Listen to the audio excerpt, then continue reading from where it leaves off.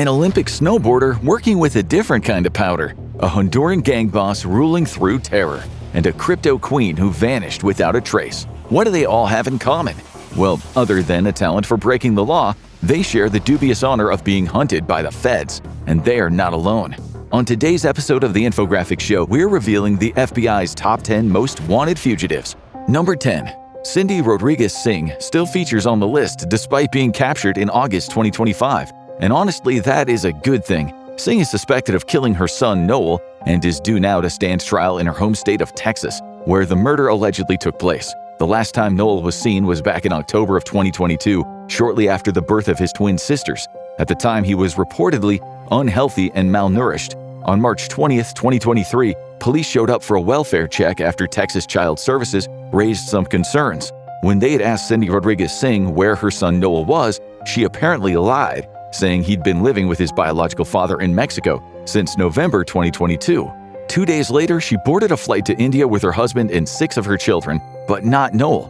Rodriguez Singh had reportedly applied for passports for all of her kids except him back in November 2022. Noel's body has never been found, and authorities now presume he is dead. Although the details of the arrest aren't public, reports say she was caught in India. She's now set to stand trial in Tarrant County District Court in Texas, where she was charged in October 2023 with capital murder of a child. The next entry on the most wanted list is the first of 4 drug lords. Number 9. Giovanni Vicente Mosquera Serrano, better known as El Viejo or the Old Man, is the kind of criminal who doesn't mind putting his own country at risk of being invaded by the most powerful military on the earth, the United States. That is, if the allegations against him turn out to be true. There's a $3 million bounty on his head, so that alone shows you how badly the FBI wants him caught. Mosquera Serrano is believed to be a senior leader of Tren de Aragua, a violent Venezuelan gang that was designated as a foreign terrorist group by President Donald Trump in February 2025. It's Tren de Aragua that's responsible for the massive U.S. military presence parked off the coast of Venezuela, targeting suspected drug boats. Mosquera Serrano is charged with conspiring to provide and actually providing material support to a foreign terrorist organization, along with conspiracy to distribute cocaine in the U.S.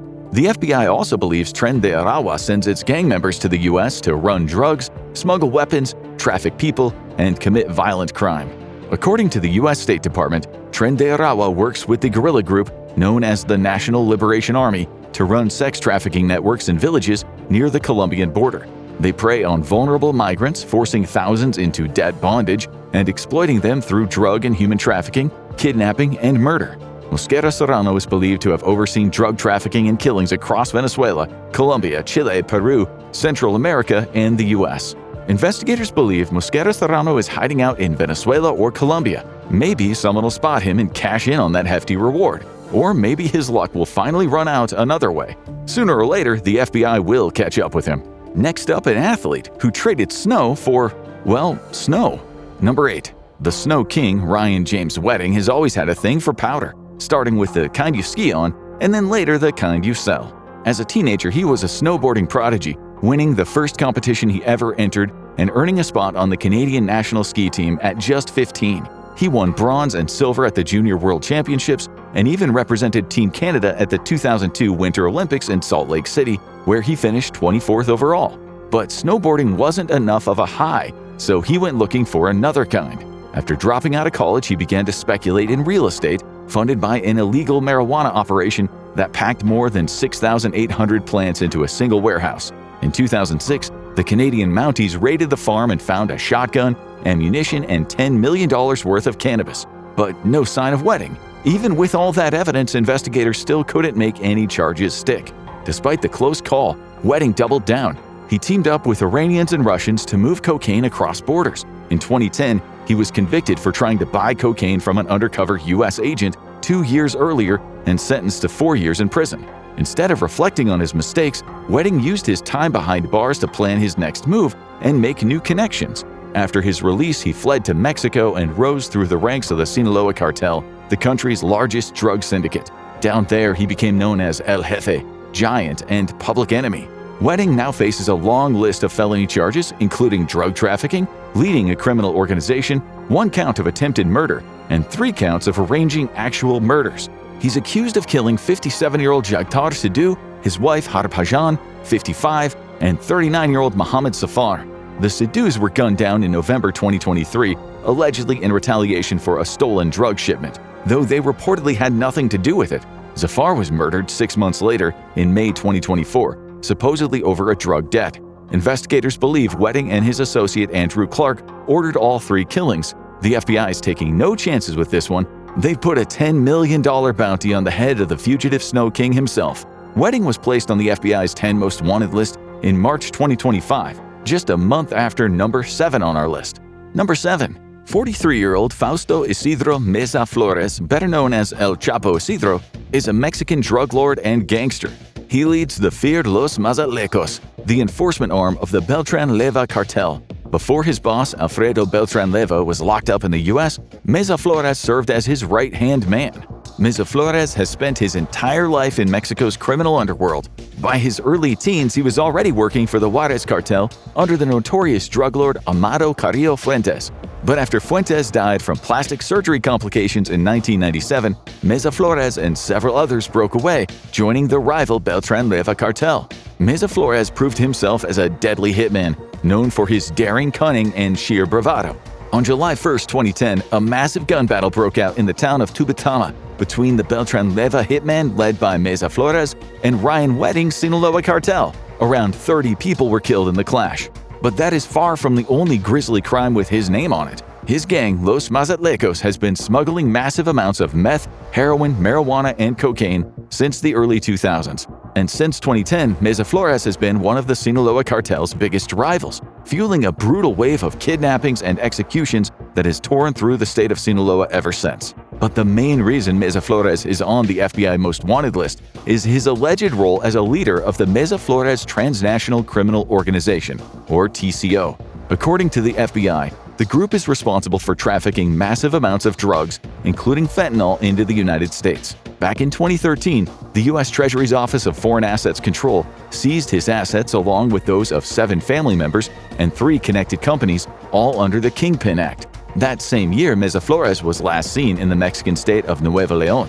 Today, he remains one of the FBI's top 10 most wanted fugitives with a $5 million bounty on his head. That's the same amount on the head of number 6 on the FBI's list. Number 6. Drug lord and terrorist leader Wilver Palamino, known as El Puerco or The Pig, is wanted for his alleged role in narco-terrorism and large-scale drug trafficking in Colombia. The 44-year-old is believed to pose a major threat to American communities through his cocaine empire and ties to terrorism. He's also linked to kidnapping, money laundering, weapons trafficking, and assassinations. None of this comes as a surprise, though. El Puerco is a top commander of Colombia's National Liberation Army, or ELN, one of the country's most dangerous narco-terrorist groups. El Puerco is wanted for allegedly smuggling cocaine into the U.S., particularly through Houston, Texas. On February 12, 2020, he was indicted by the Southern District of Texas on charges of narco-terrorism, conspiracy to import cocaine, and international cocaine distribution. His extradition was approved by Colombia's Supreme Court of Justice in February 2023. But back home, El Puerco also faces 3 arrest warrants for the murders of human rights leaders committed between 2017 and 2019, along with charges of rebellion.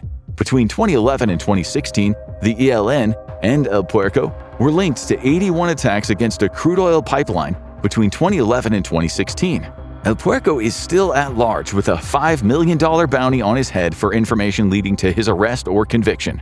Next up on our list is a man wanted not for international narco-terrorism or drug smuggling, but for good old-fashioned cold-blooded murder. Number 5. 30-year-old Omar Alexander Cardenas is one of only 3 U.S. citizens on the most wanted list, and at 30 years old, he's also the second youngest on it. There's a $250,000 bounty on his head. On August 15, 2019, Cardenas pulled out a semi-automatic handgun outside of a barbershop in Los Angeles' Silmar neighborhood. He fired 9 rounds at 46-year-old Habali Dumas from roughly 30 feet away. One bullet struck Dumas in the head. The motive for the shooting is still unknown. It's not even clear if the 2 men knew each other at all. That said, there is a good chance the killing was gang-related. Dumas worked as a sanitation worker in a local trash company. However, family sources say he had a murky past. He'd reportedly ran with a rival of the Pierce Street Gang, a San Fernando Valley crime group, and investigators think that might have been the reason for the shooting. Cardenas is believed to have been a Pier Street member himself, with ties to another gang known as the Pacoima Van Nuys Boys. Cardenas was charged with murder and an arrest warrant was issued for his arrest in April 2020. The LAPD later found out that Cardenas had fled the area, which led to a federal arrest warrant in September 2021. 10 months later, the man known by his street name Dollar was added to the FBI's 10 most wanted list. Some reports claim Cardenas fled to Mexico, while others suggest he may still be holding out in Southern California, where he's believed to have family and friends. Either way, his gangland background in Los Angeles couldn't be more different from the PhD-wielding femme fatale next on the list. Number 4. Ruja Ignatova, 45, is best known as the founder of the fraudulent cryptocurrency scheme OneCoin, called one of the biggest scams in history. But that was just the crown jewel of her criminal empire, not where it began. Ignatova was born in Bulgaria, but immigrated to Germany with her family in 1990. She performed well in school, skipping a grade and securing a scholarship to the University of Konstanz at the age of 18. She graduated with a PhD in private international law and later earned a master's degree in European law from Oxford. Despite her academic brilliance, the lure of cold hard cash and power proved to be too tempting. In 2012, Ignatova was convicted of fraud in Germany over the shady bankruptcy of her father Plamin's company.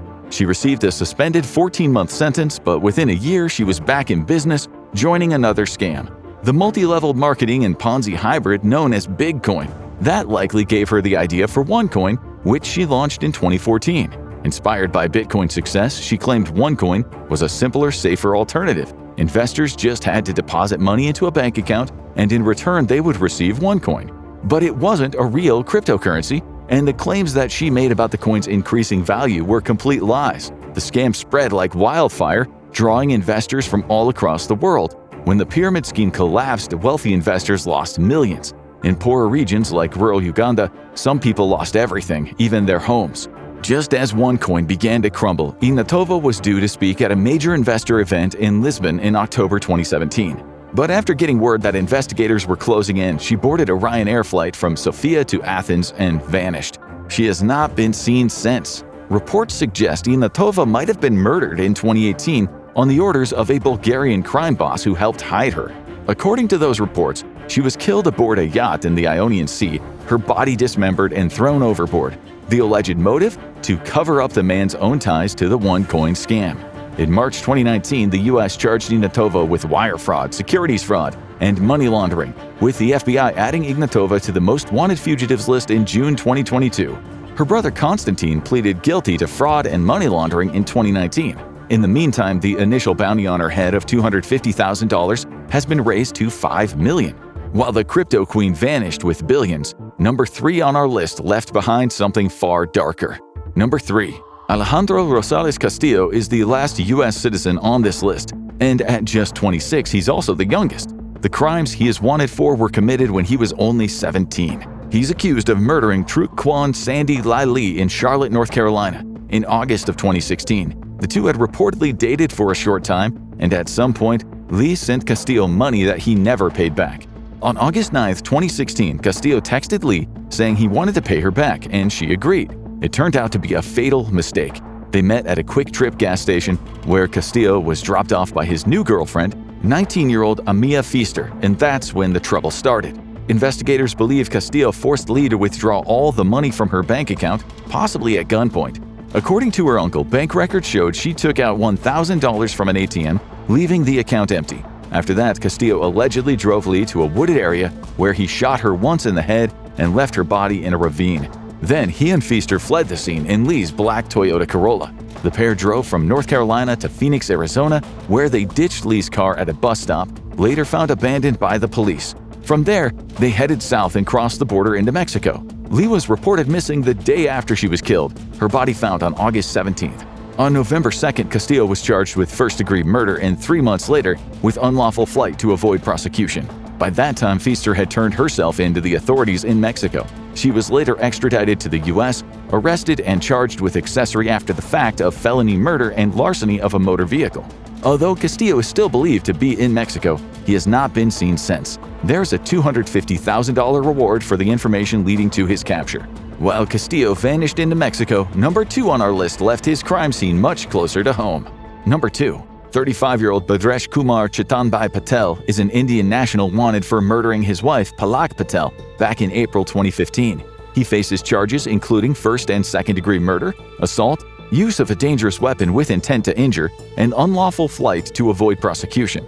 And as those charges suggest, it was a particularly brutal crime. The couple married in November 2013 and came to the U.S. to visit relatives in September 2014.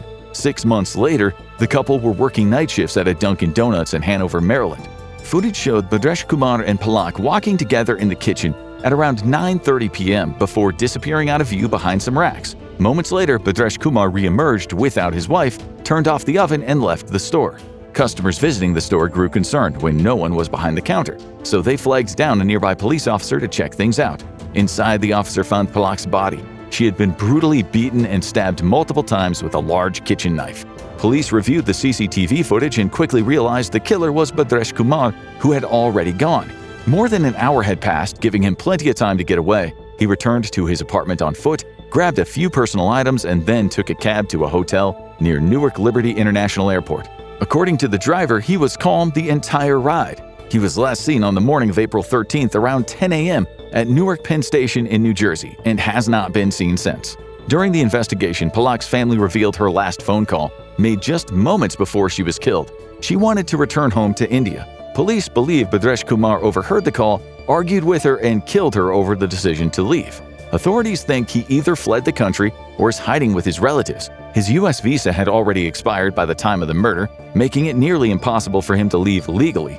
It's thought he is still somewhere in the United States, possibly in New Jersey, Kentucky, Georgia, or Illinois, where he had connections. There's a reward of up to $250,000 available for information that leads to his whereabouts. From a husband on the run to a warlord with an army, number 1 on the list takes things to an entirely different level. Number 1. Yulan Arjaga stands apart from the other gang leaders, narco-terrorists, and drug smugglers on this list for one reason: his bold impunity. Arjaga, also known as Porky, is believed to be a top boss in Honduras's notorious MS-13 cartel, overseeing massive cocaine shipments moving through Central America to the United States. He's also accused of supplying weapons and MS-13 sicarios as payment and protection for other drug trafficking groups. The drug lord has been on the run in Honduras since breaking out of custody during a violent courthouse assault in the city of El Progreso. He was originally arrested in 2015 and sentenced for money laundering and criminal association. But in February 2020, while attending a court hearing, more than a dozen gunmen dressed as police stormed the building and freed him, killing 5 security officers in the process. In the U.S., Arjaga is wanted for racketeering, narcotics trafficking, and firearms offenses, and not just by the FBI. The U.S. Bureau of International Narcotics and Law Enforcement has put up a $5 million reward for his capture. Meanwhile, the Treasury's Office of Foreign Assets Control has sanctioned him, freezing his assets and warning that anyone in the U.S. caught doing business with him could face prosecution. Arjaga is at the top spot of the most wanted list for allegedly being the big boss, the man running MS-13 across all Honduras.